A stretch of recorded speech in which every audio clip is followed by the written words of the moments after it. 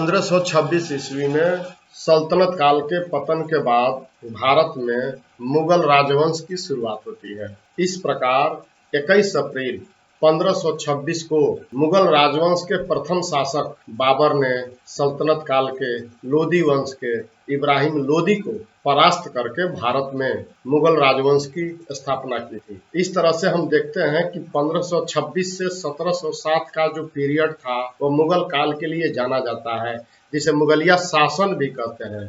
और इस मुगल राजवंश के अंदर एक से एक शासक हुए थे, लेकिन इसमें से 6 ऐसे शासक थे जिसे पूरी दुनिया जानती है।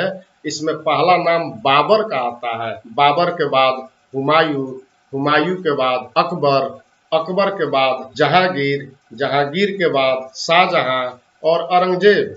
इस तरह से ये 6 प्रमुख शासक हुआ करते थे। लेकिन इन शासकों में अकबर दी ग्रेट, जिसे सम्राट अकबर कहा गया है, उनके जमाने में उनके दरबार में 9 मंत्री हुआ करते थे, जिसे 9 रत्न भी कहा गया।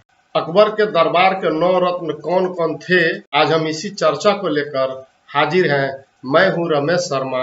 अमर लोक ज्ञान चैनल के माध्यम से आप सबका हार्दिक अभिनंदन करते हैं। मुगल राजवंश के शासक अकबर के जमाने में उनके दरबार में 9 रत्न हुआ करते थे, 9 मंत्री हुआ करते थे, जिसमें पहला नाम आता है अब्दुल रहीम खान ए खाना, जो बैरम खां के पुत्र हुआ करते थे। और वो तुर्की, फारसी और हिंदी के प्रकांड विद्वान थे और अकबर के 9 रत्नों में से पहले रत्न थे। बाबरनामा का अनुवाद तुर्की में किया था।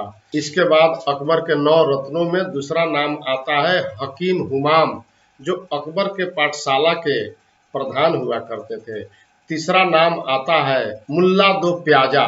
ये अरब के रहने वाले थे और ये जब भी खाना खाते थे, भोजन करते थे, तो प्याज जरूर लेकर खाया करते थे, इसलिए इनका नाम मुल्ला दो प्याजा रखा गया था। इसके बाद चौथा नाम आता है अबुल फजल का, जो शेख मुबारक के पुत्र थे और अकबर के मित्र थे। अबुल फजल ने ही अकबरनामा को लिखा था और ये अकबर के मित्र थे। अबुल फजल के बारे में अब्दुल्ला अजबेग ने बताया है कि जितना मुझे अकबर की तलवार से डर नहीं लगता, उतना डर हमें अबुल फजल के कलम से लगता है। पांचवा जो नाम आता है वह नाम फैजी का आता है। सम्राट अकबर ने फैजी को राजमंत्री का दर्जा दिया हुआ था और ये फैजी अबुल फजल के भाई थे, शेख मुबारक के पुत्र थे। और अकबर के जमाने में जो गणित की पुस्तक हुआ करती थी, जिसे ललित ग्रंथ कहा गया था,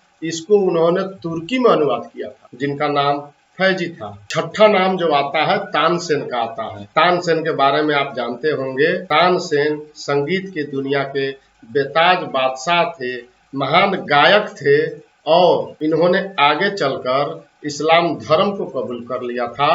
राग दीपक और राग मल्हार पर महारत हासिल थी और आगे चलकर इन्होंने इस्लाम धर्म को कबूल कर लिया था। इसके बाद जो नाम आता है अकबर के दरबार में, जो नाम आता है, अगला जो नाम आता है मान सिंह का आता है और ये राजा भगवान दास के बेटे थे और भारमल के पोते थे और ये अकबर के सेनापति हुआ करते थे।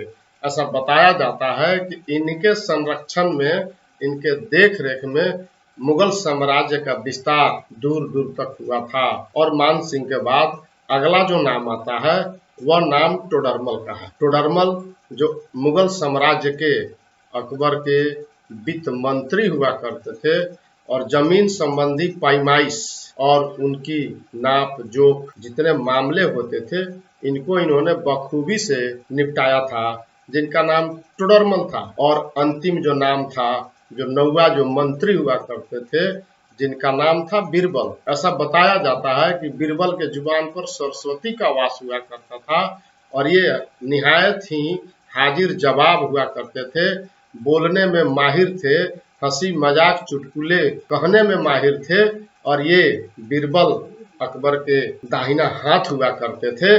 अकबर और बीरबल में हमेशा चलती रहती थी और इनका बचपन का नाम महेश दास था और अंत में अफगानों से लड़ते हुए बीरबल की मौत हो जाती है।